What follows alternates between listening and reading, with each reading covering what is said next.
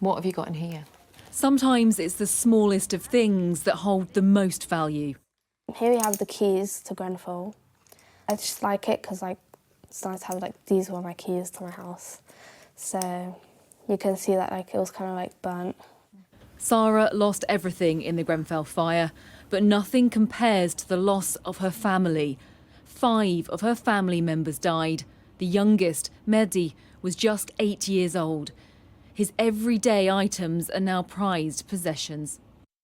I have a bunch of marbles from Mehdi's house, and you could see that they're not really shiny anymore, but I guess that's okay. It's impossible to imagine the trauma this young girl has been through. I don't really like to go outside anymore, and I don't know, it just put me in a little bit of a dull kind of setting. You feel like, you're less energy and your mood's a bit different? Yeah, most people think I'm being annoying or rude or something, but it's not that, I just haven't got the energy. Sarah's family are among the 72 people who died in the tower 5 years ago. Since then, almost 1,500 children have been treated for trauma, and the demand isn't going away. The doctor in charge says many children have been left questioning their sense of safety. Bonfire night can feel quite triggering for people. Even, candles on a birthday cake have for some people been quite triggering. People feeling, a bit worried about, electrics in the home and feeling like they need to check that things are switched off and just being kind of hyper aware of safety in a way that most children don't have to be. But not all children want therapy here in this setting.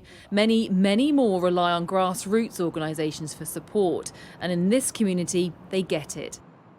At this charity, they believe in the power of play, using art and activities to help children grieve, cope, and begin to heal. After the Grenfell fire, we witnessed many children that were suffering significant trauma, but this really ranged. Some children were becoming very introverted and they didn't want to talk to anybody, and then some children, you could just see it in their anger and their aggression. That's how they were expressing their trauma and their sadness.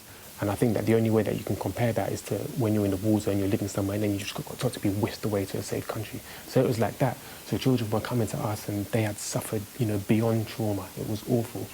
For Sean and his team, Grenfell was something they felt personally.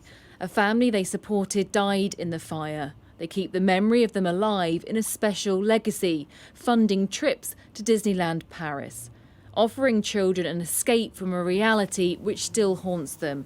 Because for hundreds of children, what happened on the 14th of June 2017 will always be with them. Charlotte Lomas, Sky News.